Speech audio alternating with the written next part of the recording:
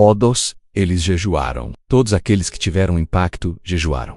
Policarpo, você pode ler sobre ele. Ele ensinava sobre os princípios do reino, a agenda do reino, as chaves da sabedoria. Então eu disse, este homem, ele ama as coisas teológicas. Até eu ouvi-lo ensinar sobre o jejum, eu disse, não, este homem não é humano. Ele começou a jejuar aos 18 anos. Seu primeiro jejum foi de 28 dias apenas com água. Ele orou por uma mulher cujos dedos tinham sido cortados em um acidente. Ele impôs as mãos sobre ela.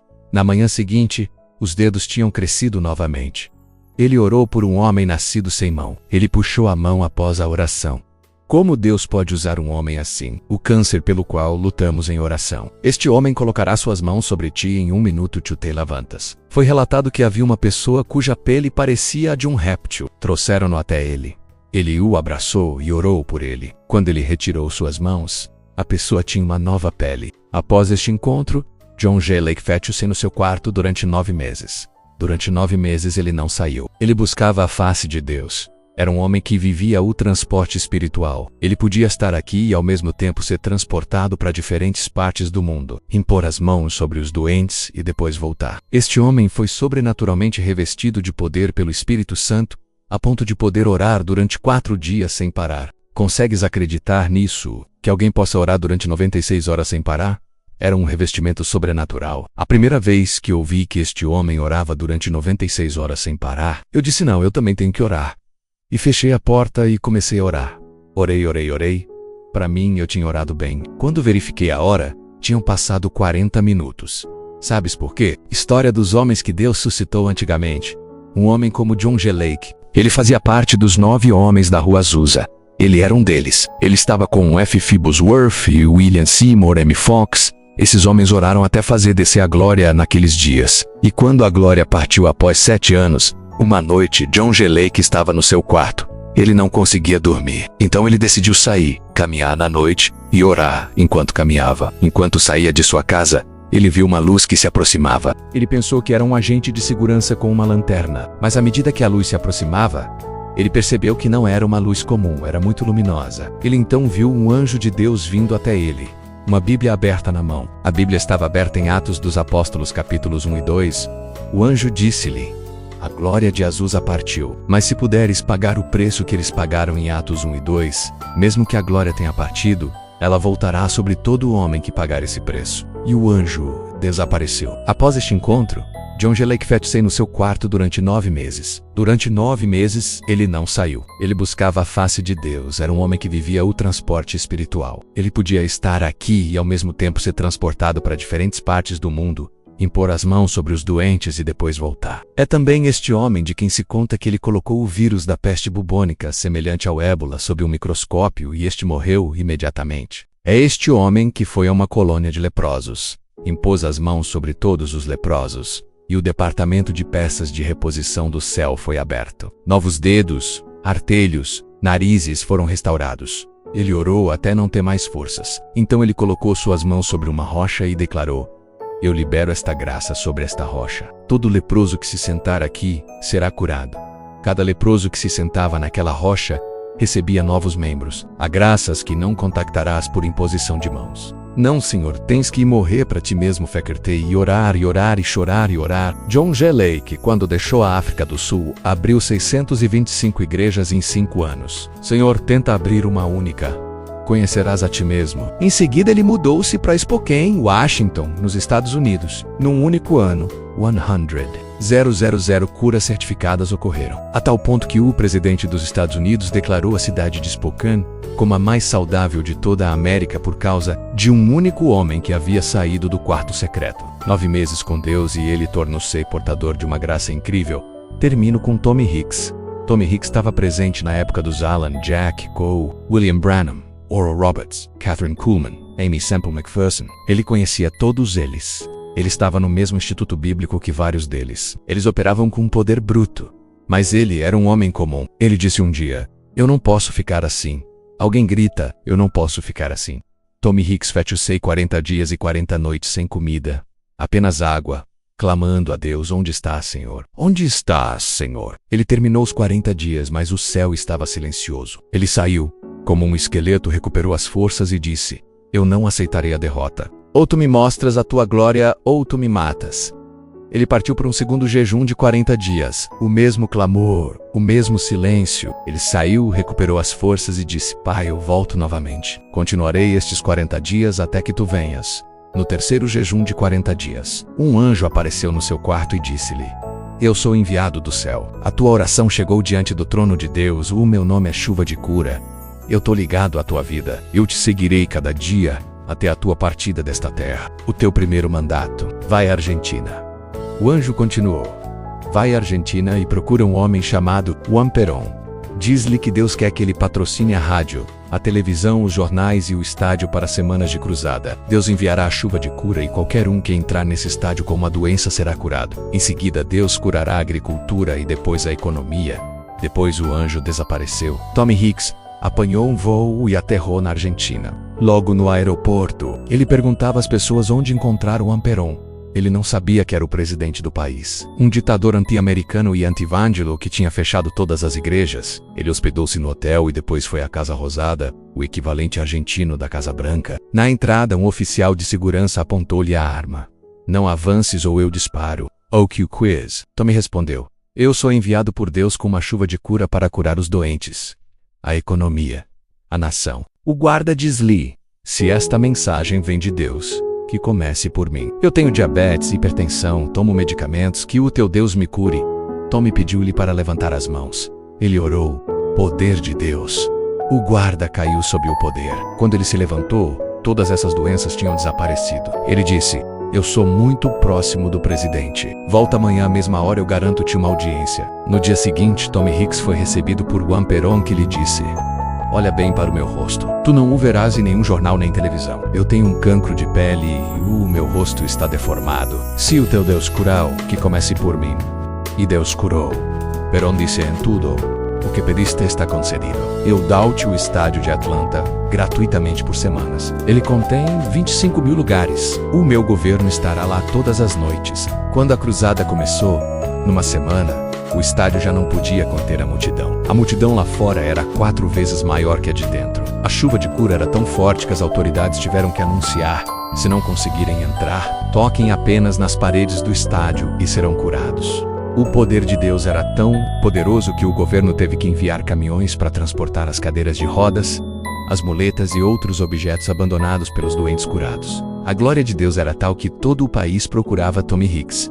Eles encontraram o seu hotel e toda a Argentina queria vê-lo. Mais de 4.000 pessoas dormiam do lado de fora do hotel, por causa de um homem que carrega o poder. Antes que Tommy Hicks pudesse escapar do seu quarto de hotel para ir ao estádio, ele tinha que encontrar uma maneira. Ele vestia uma saia e uma blusa, colocava seios artificiais, usava uma peruca, pegava uma bolsa, levantava o seu lenço e começava a avançar. Pois quando o poder chega, meu irmão, tu não podes mais viver uma vida comum. Quando o poder vem, mesmo na tua casa, eles arrombarão os teus portões. Quando o poder vem, a tua vida não é mais uma vida comum. O presidente da Argentina chamou Tommy Hicks porque as 2 semanas tinham terminado e ele tinha que voltar para a América. Ele disse-lhe: Senhor, nós não o deixamos partir. Eu fechei todas as fronteiras e o aeroporto. Você não pode partir. Você deve ficar na Argentina mais 3 meses e eu levo a um estádio maior. O estádio Huracan, que pode acolher 110 mil pessoas. Nós queremos que este movimento de Deus continue durante 3 meses sem parar todas as noites. Senhor, foi assim que o maior movimento de Deus na Argentina aconteceu, onde 3 milhões de almas foram levadas para o reino. O presidente nasceu de novo, o vice-presidente nasceu de novo, o secretário de Estado nasceu de novo, o diretor do Tesouro nasceu de novo.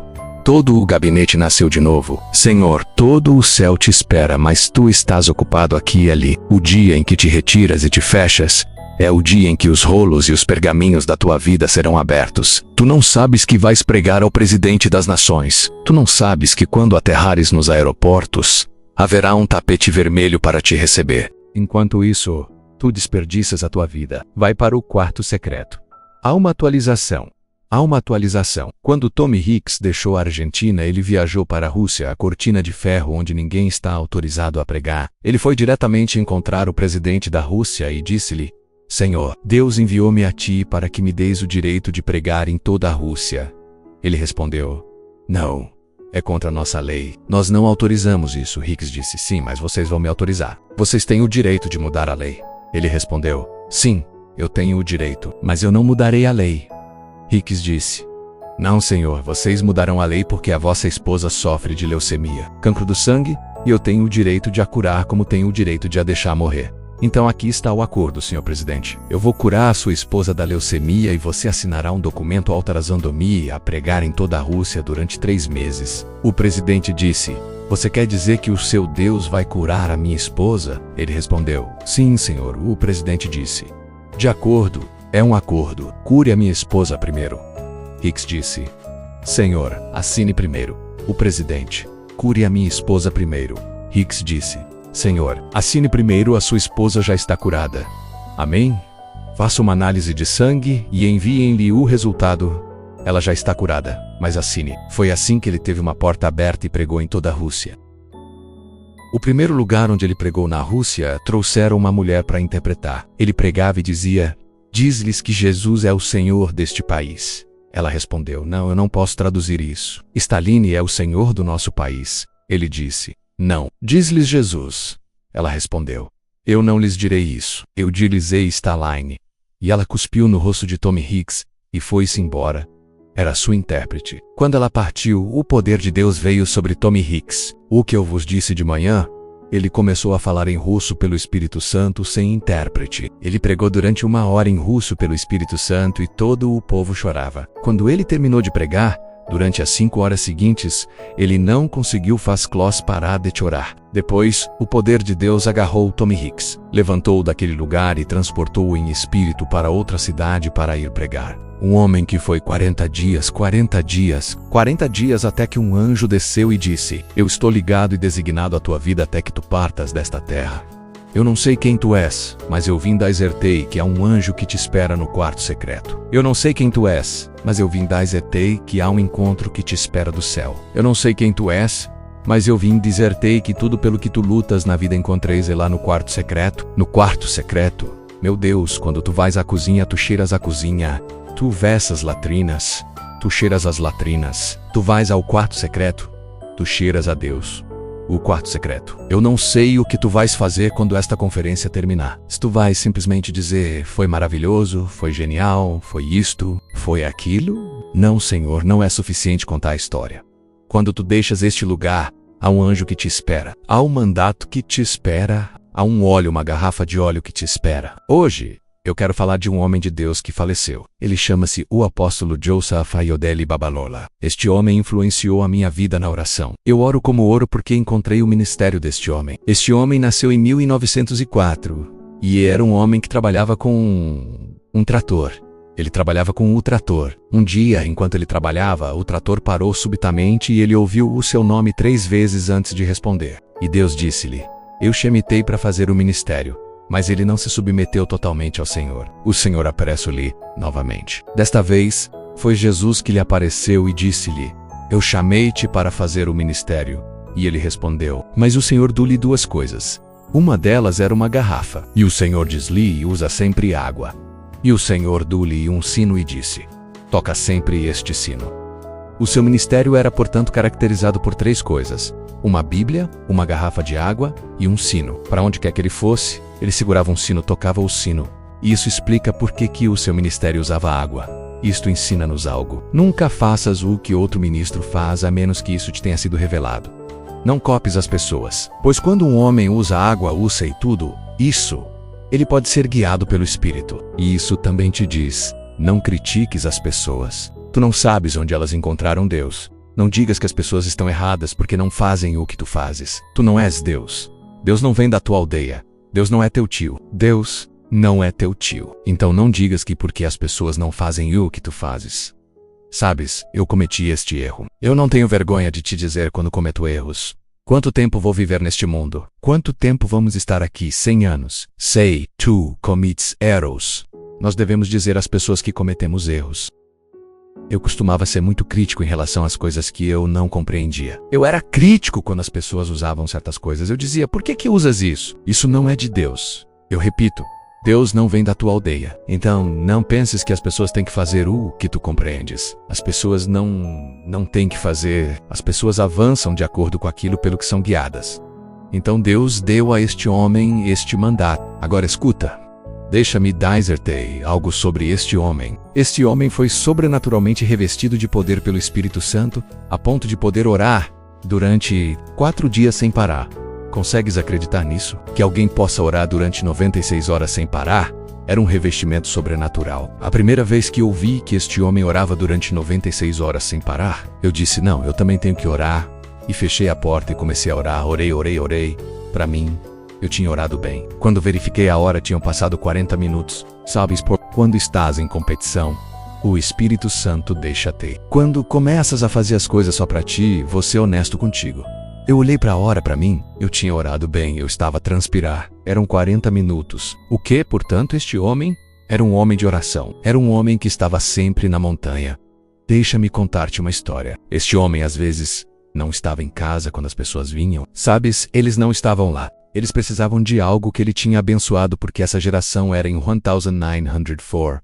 Ele respondeu ao chamado de Deus em 1928, aos 24 anos de idade. Então, naquela época, eles ainda usavam um ponto de contato sobre o que é que ele orou, sobre o que é que ele impôs as mãos. Este homem abençoou um riacho, sabes, um riacho de água. Ele abençoou um riacho. Então, cada vez que ele não estava lá, as pessoas iam a esse riacho. Se tivessem alguém cego, alguém paralisado, alguém deficiente, algo down, iam ao riacho e pegavam água. As pessoas secaram esse riacho. O riacho foi seco. Eles secaram-no. Uma vez, ele fez um jejum de 40 dias. E quando voltou desse jejum de 40 dias, disse à sua filha para lhe preparar chá, o chá tradicional deles. A menina brincava e corria por todo lado, brincando, e ele deslia a brincar. Por que te comportas como uma louca? No mesmo instante, ela ficou louca. Ali, ele apenas fez a pergunta: por que te comportas como uma louca? Imediatamente a menina ficou louca. Ele teve que voltar à montanha para dizer: Senhor, por favor, ter a loucura eis. Até que ponto Deus o honrava, que até as suas brincadeiras ou suposições se tornavam orações respondidas. Uma vez, ele orava na montanha. Enquanto orava na montanha, orava. Uma piton subiu a montanha e a piton enrolou-se à volta dele. Ele agachou-se e ficou nessa posição, orando assim, e a piton cobriu. Uma enorme piton cobriu-o e ele continuou a orar e orar. Quando abriu os olhos, reparou que algo o cobria. Ele sacudiu-se e a coisa caiu. Era a piton que caiu. Secou como um pau. Uma piton seca. Tu tens que orar, ouve-me. A maioria das vezes, muitos de nós têm esta mentalidade: tu não precisas orar. Se queres fazer um ministério ou algo sério, tens que orar. Tens que te consagrar à oração. Tu não viste demônios. Aqueles de nós que vivem na América e na Europa, agradeçam a Deus por vocês. Mas como digo a brincar as pessoas, eu digo os demônios na América e na Europa, eles são instruídos em informática, são muito compreensivos, muito razoáveis, não te impedem de ter filhos. Apenas prendem as crianças à droga e à pornografia. Mas os demônios em África são muito antigos e muito experientes. Os da América e Europa são aqueles de quem a Bíblia diz: a serpente era a mais astuta de todos os animais do campo que o Senhor tinha feito. Mas os demônios de África, a Bíblia diz: e o dragão. Tu precisas de algo maior que este mundo para vencer o Deus deste mundo. Tu tens que entender esta instrumentalidade que é a oração. Este homem foi preso, foi perseguido. Uma das coisas sobre a oração é que o diabo odeia um ministro que ora. Se estás no sobrenatural, se és profético e és um homem de oração, espera um ataque demoníaco. Deixa-me contar-te uma história. Um dia, este homem de Deus estava em ensaio com os seus coristas, os seus cantores. Eles oraram. Depois começaram a adorar a Deus. Enquanto adoravam a Deus, o homem começou a elevar-se do chão, o que chamamos de experiência de pré-arrebatamento. Ele começou a deixar o chão. Eles viram-no subir. E o baterista gritou: Baba, está aí embora! Baba tá aí embora! Então eles saltaram, agarraram as suas pernas e começaram a puxá-lo para beixo. Deixa-me contar-te outra história. Um dia, este homem de Deus estava em pleno avivamento e uma mulher tinha morrido. Todos começaram a orar: levanta-te, levanta-te, levanta-te. Mas a mulher não se levantava. Então ele foi até a mulher e disse: em nome de Jesus, levanta-te. A mulher levantou-se. Ele disse-lhe: confessa perante a igreja o que vieste fazer. A mulher disse que era uma feiticeira. Ela tinha vindo atacar, tinha vindo matar, mas algo a tinha atingido. Ele perguntou-lhe: terminaste de confessar? A mulher disse sim. Ele disse: morre de novo. Ela morreu de novo. Ele ressuscitou a morta e matou a viva. Era um homem de oração. Era um homem de de oração. Então, este homem, quando começou a exercer o seu ministério, foi e conectou-se a uma igreja chamada Faith Tabernacle. Há anos, esta igreja começou a formá-lo. Ele era submisso a eles, mas a mão de Deus era tão poderosa sobre a sua vida, ele nunca se separou. Permaneceu submisso a eles e Deus usava-o. De lá, ele foi a Ilorin, atualmente Ilorin, estado de Kwara, na Nigéria, e começou a advertir uma cidade em particular. Ele avisava-os que um desastre iminente se aproximava, uma desgraça iminente chegava. Então eles ficaram zangados e prenderam-no, puseram-no na prisão. Depois de um tempo, a polícia não encontrou nada contra ele. Soltaram-no. Quando o soltaram, uma epidemia eclodiu, a varicela. Todos os habitantes da cidade apanharam-na. Ele era o único a sair, e começou a orar por eles, e eles foram curados. O movimento de Deus era tão forte. Imagina um homem que reunia 40,000 participantes em cruzadas naquela época, nos anos 1930 a 1940. Não ores porque tens um programa a chegar. Não ores porque tens uma reunião. Não ores porque tens uma cruzada. É uma mentalidade tão fraca. Consagra-te à oração. Faz da oração um estilo de vida. Um dia sem oração faz-te apodrecer. Uma semana sem oração torna-te fraco. Um mês sem oração faz-te chorar. Consagra-te ao ministério da oração. Um dia, ele foi a um lugar chamado Ife, e eles precisavam de um local de culto. O rei deu-lhe um terreno. Ele sentiu que não era grande o suficiente. Ele precisava de um lugar fora da cidade. E disseram-lhe que o único lugar disponível era a Floresta Maléfica. Era uma floresta proibida e uma grande Piton vivia lá. Então todos evitavam esse lugar. Quando este homem de Deus foi lá, a Piton apareceu. Todos começaram a fugir. Mas este homem de Deus avançou em direção a Piton, uma grande jiboia. Ele estendeu a mão. A jiboia levantou a cabeça, baixou-a e morreu. Eram dimensões de oração. Hoje, o que está a acontecer? Onde está o poder? Onde está o poder? Passamos tempo em coisas que não têm importância. Desperdiçamos o nosso tempo. Então, eles estavam com Faith Tabernacle. Depois de um tempo, surgiu um problema dentro de Faith Tabernacle e eles decidiram tratá-lo. Problemas de poligâmia, problemas de batismo e comunhão dados a pessoas com mais de uma mulher. Era, portanto, um problema doutrinal. Eles tinham que se sentar. Faith Tabernacle era uma emanação da igreja anglicana. Enquanto tinham essa reunião, tinham quase 10 pontos na ordem do dia. Alguns dos líderes de Faith Tabernacle tinham se reunido. 10 pontos! Enquanto discutiam o primeiro algo me trouxe uma mensagem dizendo que um avivamento estava a eclodir em Ilesha. Estava a explodir. Então, eles não puderam continuar. Havia agora uma crise. Eles cederam este ministério a alguns britânicos, os apostólicos.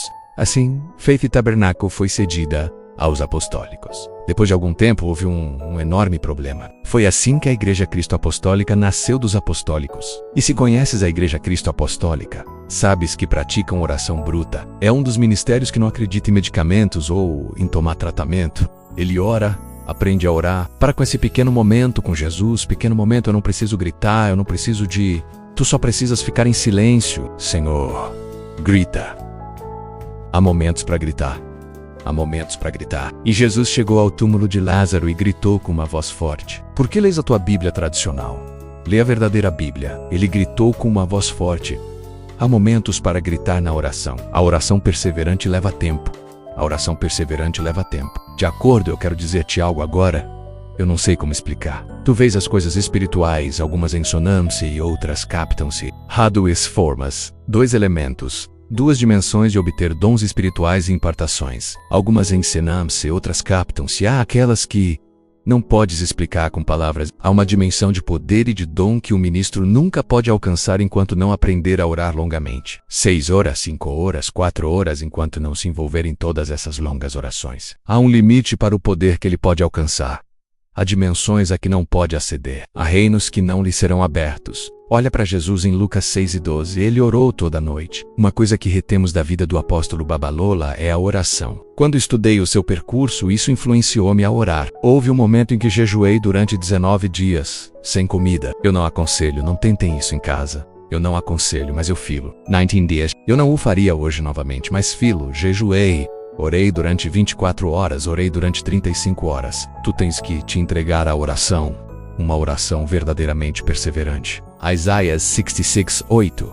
Quem jamais ouviu tal coisa? Quem jamais viu algo semelhante? Pode um país nascer num dia? Uma nação é dada à luz de uma só vez? Logo que Sião entrou em trabalho de parto, ela deu à luz os seus filhos. Olha bem para isto. Quem viu tal coisa? Isso significa que ninguém viu isso antes. Pode a terra dar à luz num dia? Pode uma nação nascer de uma só vez? Por outras palavras, o que ninguém viu, a velocidade que a terra nunca conheceu, uma nação nascida subitamente, tudo isso pode acontecer se Sião está em trabalho de parto. Volta à oração. A oração é o ventre do avivamento. A oração, cada avivamento autêntico e duradouro repousa sobre o fundamento da oração. Que todo avivamento na tua igreja, o apóstolo Babalola era um homem de oração. Ele abalou o seu mundo, abalou a sua geração. Mas aqui está uma sabedoria, o poderoso movimento de Deus. A sabedoria é a seguinte: se fores às redes sociais por todo o lado hoje, não encontrarás vídeo dele, nem imagens desse tipo. Isso diz-nos a nós, ministros de Deus, que há um papel para a documentação. Documenta. Nós precisamos disso. Tu precisas de documentação. Organiza-te. Que haja arquivos. Pois as gerações devem ter o movimento de Deus após a tua partida se ressuscitar. Segundo ponto, ele morreu aos 55 anos. Em 1959 ele morreu. Portanto, não foi uma vida longa. Por que morreu tão jovem? Primeiro, quando sobrecarregas o teu corpo, ouve-me. Se jejuas o tempo todo, jejum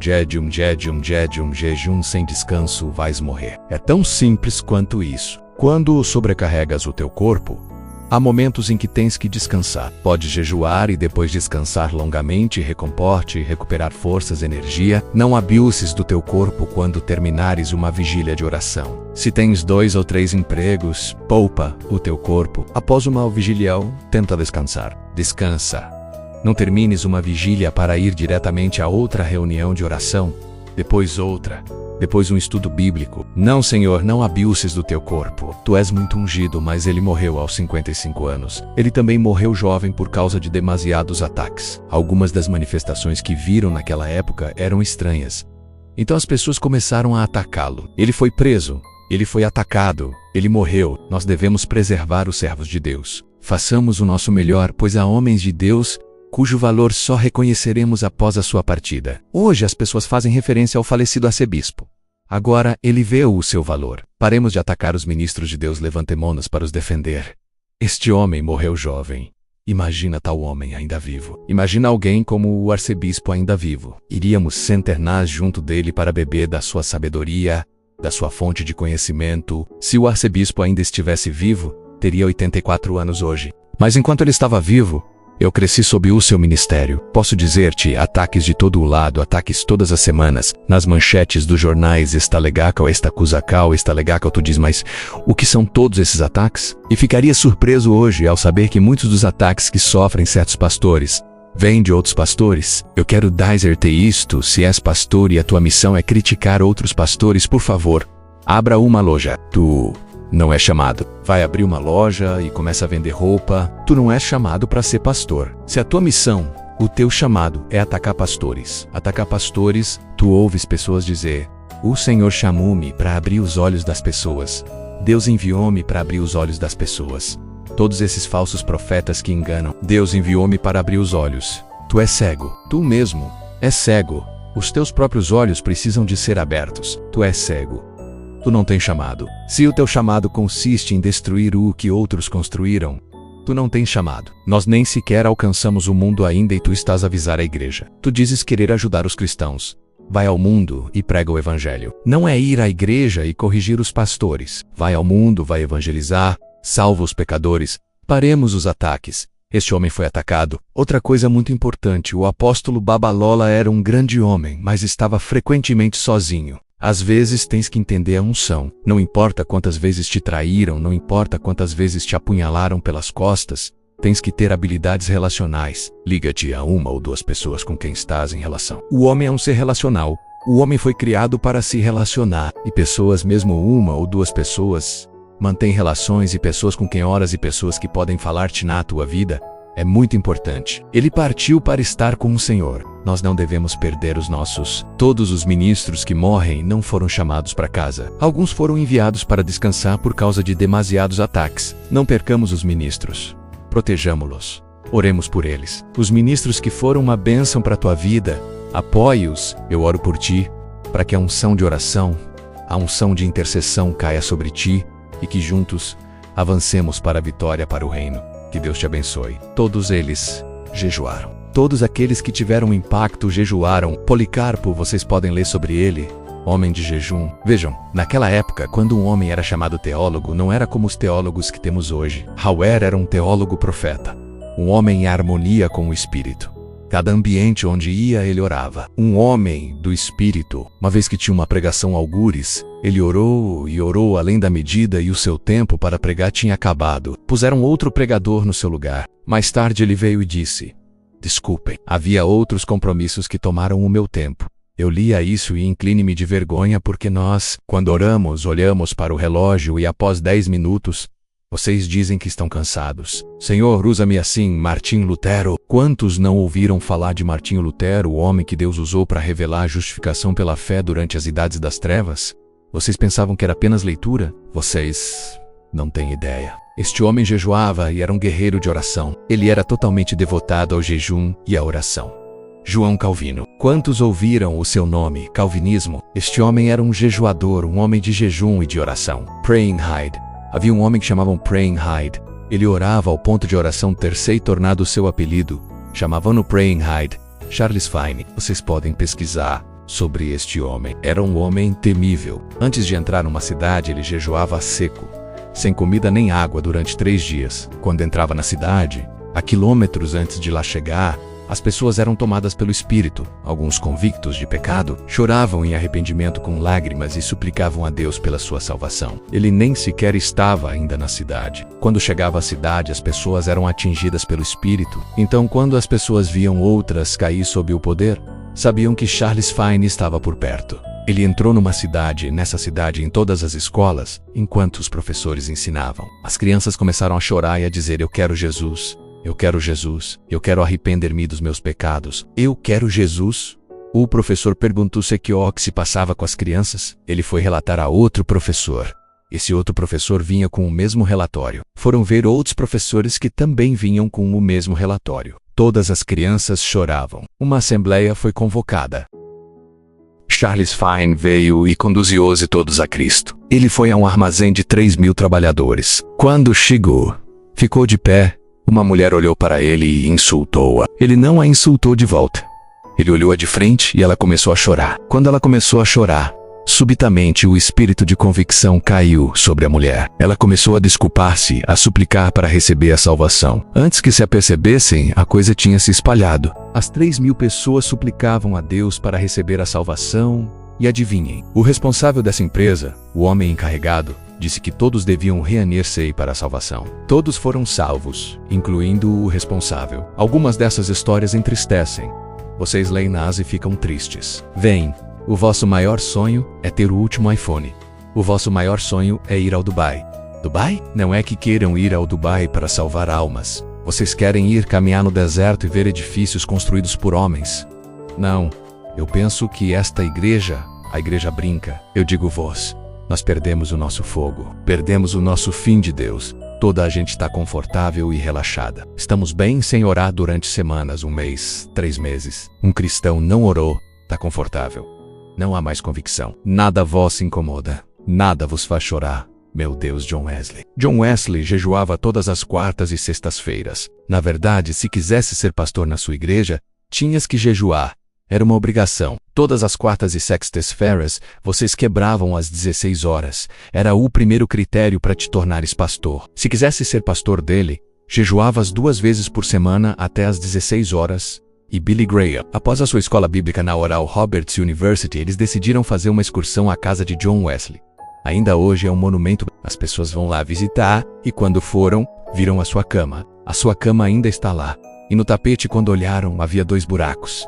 Era o seu lugar de oração. Ele ajorrava-se continuamente até furar o tapete. Quando voltaram da excursão e estavam no autocarro, verificaram a lista para ver se toda a gente estava lá.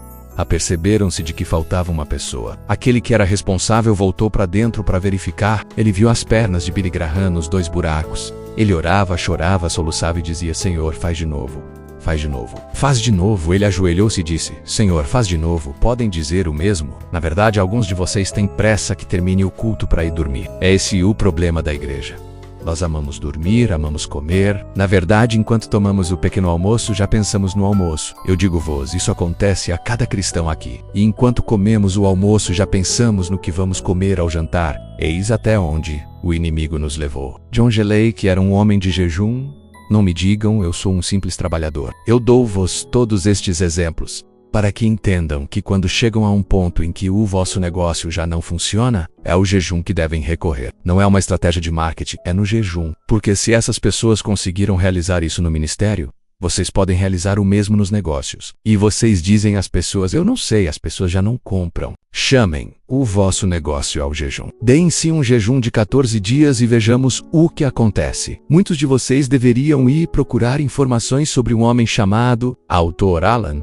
Reverendo Alan, ele era um daqueles que lançaram as cruzadas de cura nas igrejas. Tu vês, este homem nunca orava mais de 1 minuto. Não importa a doença. Não importa a doença. Levanta-te e vai verificar. Há vídeos muito antigos. Vai ao YouTube e vai ver como Deus pode usar um homem assim. O cancro pelo qual nós lutamos em oração. Este homem colocará as suas mãos sobre ti em 1 minuto. Tu levantas-te. Foi relatado que havia uma pessoa cuja pele parecia a de um réptil. Trouxeram-na até ele. Ele abraçou-a e orou por ela. Quando retirou as suas mãos, a pessoa tinha uma nova pele. Essas pessoas não são normais. Havia um bebê que tinha 26 doenças. 26 doenças desde o nascimento. Na verdade, a sua língua ela estava até para fora, as suas pernas estavam dobradas para dentro e os seus joelhos serviam de pés. Então ele usava os seus sapatos ao nível dos joelhos. Eis em que estado estava o bebê. E ele, Alan, viu isso por uma palavra de conhecimento e o dom de discernimento. Trouxeram o bebê. Ele pegou-o nos braços.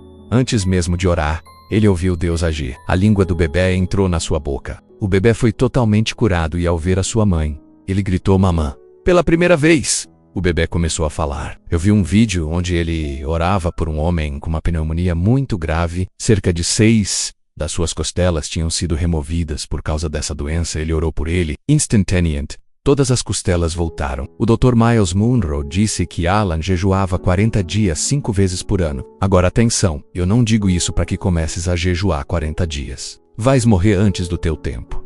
Sim, Senhor. Eu partilho apenas isso para que nos apercebamos. Tu vês, começa algures. Tu começas algures. Mantens-te firme algures. Ele jejuava 40 dias 5 vezes por ano. Eu ouvi Mahesh Chavda, que era um protegido de Alan, dizer que ele comia 4 vezes num mês. Antes de morrer, ele encontrou o Dr. Myles Munroe. Eles foram almoçar. Ou a ser da sala, ele disse. Myles, tu sabes a comida é uma distração. Era um homem velho. Um homem velho. É relatado que Chavda chegava a uma reunião e os demônios começavam a gritar. Começavam a gritar assim que ele entrava. Ele nem sequer tinha ainda orado.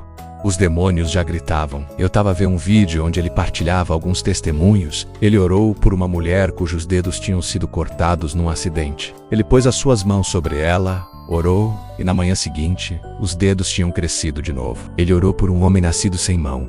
Ele puxou a mão após a oração. A moça... Na manhã seguinte, os dedos tinham voltado. Um dia, após o ensinamento, ele decidiu fazer uma experiência. Ele chamou um dos seus filhos espirituais. Ele disse, vai e cura qualquer pessoa. E esse rapaz não conhecia nenhum protocolo. Ele entrou num hospital, não seguiu as regras. Simplesmente entrou. Esgueirou-se. Era tão ignorante. Ele derramou o óleo de unção sobre os pacientes do primeiro andar. Quando terminou, cada vez que te ungia, ele disse, tu estás curado. Então eles pensaram que era médico. Ao ouvir isso pela fé, todos se levantaram. Todos foram curados e no andar de cima, todos foram libertados. Ele desceu ao andar inferior. Uma mulher tinha sido declarada morta. Ele escondeu-se atrás de uma cortina, observando-os. Quando os médicos partiram e a cobriram, ele foi ungir o corpo. Disse, eu ordeno ao teu espírito, volta à vida agora em nome de Jesus. Então a mulher espirrou 7 vezes e levantou-se sem saber que um velho senhor cuja perna pendia o observava. Ele disse, jovem, vem, traz-me esse óleo. E adivinhem, ele começou a orar por todas as pessoas. Todas foram curadas. E ele foi preso. Quando entenderam o que ele fazia, puseram-no na prisão e disseram a Mahesh Chavda para vir pagar a fiança. E o Espírito Santo disse, não, deixa-o lá. E esse rapaz, após 5 dias de prisão, saiu a regozijar-se. Por quê? Porque o magistrado convocou ao tribunal. E o magistrado disse, qual é o seu delito? Ele respondeu, ele orava, portanto, Não era uma infração grave. O magistrado ficou furioso por ele ter sido preso e colocado na prisão. Então ele disse: "Não te preocupes, não é nada. Agora aquele que me prendeu até nasceu de novo. Sabes por quê? Durante os 5 dias na prisão ele ungiu aquele que o tinha prendido. Ungiu todos os prisioneiros. Todos foram curados e todos nasceram de novo. Assim que todos nasceram de novo, ele foi libertado." Então ele disse que foi Jesus quem o prendeu. O Dr. Miles Munro disse a respeito de Kathryn Kuhlman que tinha passado seus últimos dias com ela e a mulher dizia: "Miles, é tudo jejum e oração. Se visses Kathryn Kuhlman, ela era tão magra, ela sacrificou a sua carne pelo ministério." E tinha sido dito de Kathryn Kuhlman. Naquela época, o auditório onde ela realizava os seus cultos tinha um restaurante por baixo. Então havia chefes que cozinhavam. Ela tinha que passar pela sala das cozinhas para entrar no auditório. Quando ela entrava nessa sala, toda a gente caía sob a ação do Espírito Santo. Aqueles que cozinhavam. Antes mesmo de ela entrar no auditório, ela não orava pelos doentes. Enquanto pregava, as pessoas levantavam-se das cadeiras. Os cancros morriam assim mesmo. Milagres aconteciam sem cessar. Um dia, ela ensinava cheia do Espírito Santo. Ela caminhava sem se aperceber. Estava suspensa, no ar, tinha ultrapassado o púlpito sem se aperceber e ainda ensinava. Enquanto falava, estava em suspensão. Era uma mulher de Deus, perigosa. Tu sabes, aqui estou a falar dos americanos. Agora falemos da Nigéria, um africano. Ele chama-se o apóstolo Joseph Babalola. Por favor, vai verificar o apóstolo Joseph Babalola. Este homem jejuava 40 dias e 40 noites 3 vezes por ano. Tu não podes imaginar o que Deus fez. Tu vês, eu digo isso para que te apercebas de que para andar na unção há um preço. Há um preço. Este homem jejuava e orava. Tu podes pensar: "Senhor, o meu trabalho é uma distração." Não, não é uma distração. Tu podes sempre orar no escritório. Quando voltas para casa, essas 3 horas que passas em frente à televisão, pode sacrificá-los pela oração. Eu digo-te, este homem era poderosamente usado por Deus. Ele era demasiado invejável. Um dia, ele foi ao mato para orar de joelhos e sentiu um animal aproximar-se dele. Então, abriu os olhos. Era uma piton muito grande. Ele teve medo e o Espírito Santo disse: "Continua o que estás a fazer." O animal estava sobre ele e ele continuou a orar. Quando terminou de orar, abriu os olhos. A serpente tinha secado. A serpente tinha secado na sua pele. Uma vez, após ter orado, ele tinha sede e segurou uma rocha na mão, ordenando que a água saísse. E a água saiu da rocha. Isso ainda é visível hoje, tu podes ver. Ele fez o que Moisés fez. É o único ser humano desde Moisés a ter feito jorrar água de uma rocha. Tu vês, há um nível que o jejum e a oração podem levar-te a alcançar. Eu digo-vos, digo isso aos do centro, digo isso aos porteiros, digo isso aos banqueiros, digo isso às pessoas que acabaram de lançar o seu negócio. Ouçam-me, há um preço a pagar para vos levar a um certo nível no espírito. Eu digo-vos, este homem estava em oração e Jesus apareceu-lhe. Jesus deu-lhe um tubo de algo, ele partiu em 2 e deu-lhe metade. Ele acabou de comer e pediu a Jesus a outra metade. Jesus disse-lhe: "Não. O resto da metade é para o mundo inteiro." Um homem comeu metade. Eis quão perto ele estava de Jesus. Era um homem de louvor e adoração. Foi relatado que durante o louvor e adoração ele adorava e louvava. Vocês sabem, alguns de vocês dizem: "Levantem as mãos, as vossas mãos ficam embaixo." Dizem: "Aplaudam." Vocês não aplaudem. Vocês querem que Deus vos use. Estamos a brincar. Então este homem era um homem de louvor. Durante o jejum e a oração, ele louvava a Deus. Em pleno louvor, o homem elevava-se no espírito como se fosse para o céu. E então os membros da igreja traziam-no de volta à terra a cada louvor. Tinham medo. Um dia, vejam, ele orou e curou tantos doentes que estava cansado. E havia ainda mais doentes. Ele foi colocar as mãos sobre um rio e abençoou o rio. Quem quer que bebesse desse rio era curado. Toda a gente era curada. Na verdade, em menos de 3 meses, o rio secou. O rio secou. Que homem! Eles iam a um programa um dia e o carro variou. Enquanto o homem reparava, ele disse: "Eu junto-me a vocês transportado pelo Espírito Santo." Quando o condutor acabou de reparar o carro e chegou, ele já tinha terminado o culto. Isso não veio pela comida e pelo sono. Não veio a ver o jornal de Jennifer. Não veio a ver Black Panther. Não veio a ver a Liga dos Campeões UEFA. Vocês conhecem todos os jogos, até os jogadores emprestados. Vocês conhecem os suplentes. Vocês conhecem o nome completo deles. Eu li sobre o bispo Bensani da Osa. Para ele vocês sabem muito. Eu li algo extraordinário. Era um homem perigoso no jejum. Eu digo-vos. um homem perigoso no jejum. Uma vez, ele foi a um lugar. Alguém tinha caído de um prédio de 7 andares, aterrou. A sua cabeça partiu-se em duas, levaram-no até ele. Ele chegou e disse: cubra-no com um lençol. E colocou as mãos na sua cabeça e colou a cabeça. Quando acabou de orar, a cabeça dispersa reformou-se e o rapaz estava vivo. Ladrões armados vieram à sua casa para o atacar, porque havia missionários vindos do estrangeiro. Quando chegaram e os viram, ele disse: esperem, eu volto já, vou buscar a minha arma. Eles tinham espingardas. A arma dele era a Bíblia. Ele pegou na Bíblia e disse: agora, em nome de Jesus, e todos desapareceram. Vem o que o jejum vos traz, o jejum dá-vos ousadia. Francamente, cada vez que jejuam, falo àqueles que são sensíveis. Cada vez que jejuam, vocês sentem que podem fazer tudo. Sentem que podem orar pelos doentes. É como se tivessem tem uma certa ousadia. Quando fazem isso continuamente, com o tempo, serão capazes de enfrentar desafios que as pessoas acham difíceis. Vocês supremnuse com facilidade. Um homem veio a uma das suas reuniões. O rosto do homem tinha sido queimado pelo fogo.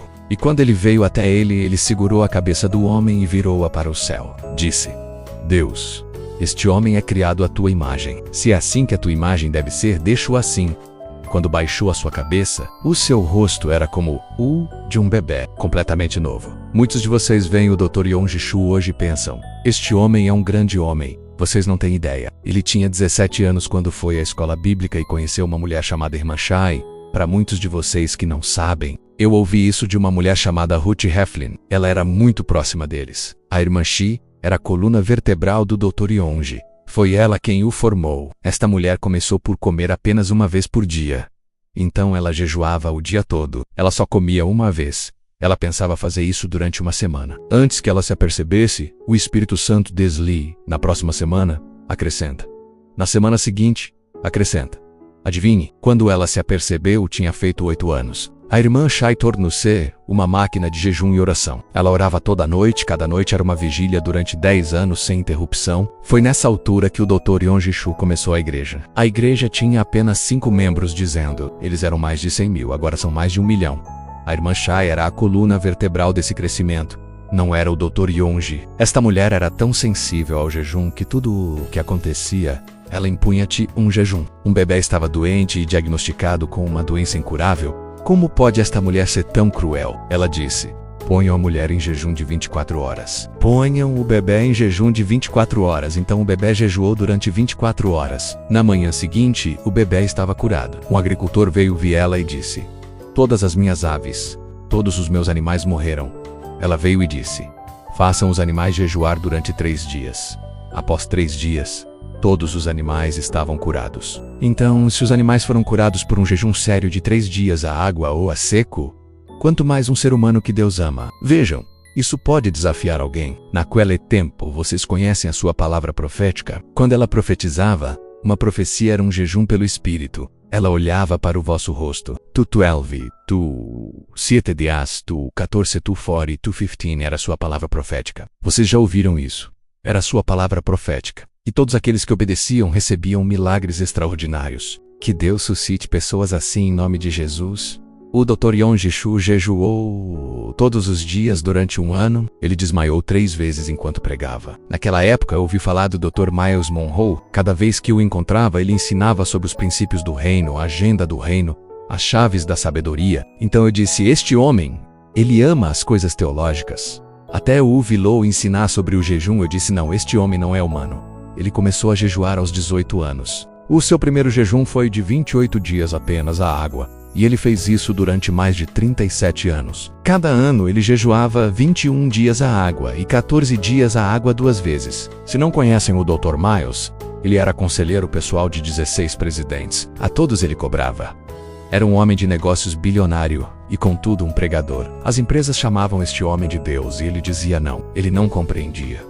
A minha sabedoria é divina. Era a fonte da sua sabedoria. Os governos reclamavam-no, pagavam-no para ensinar as políticas. Dr. Miles Monroe. Então agora todas essas pessoas que mencionei, digo-me, quem não era um homem de jejum e de oração? Se esta mensagem tocou o teu coração, deixa o teu like agora mesmo, clica no botão de inscrever-te e ativa o sininho, para não perderes nenhum conteúdo que vai transformar a tua vida espiritual. Comenta aqui embaixo. Eu vou orar. Se este vídeo te desafiou a buscar mais de Deus,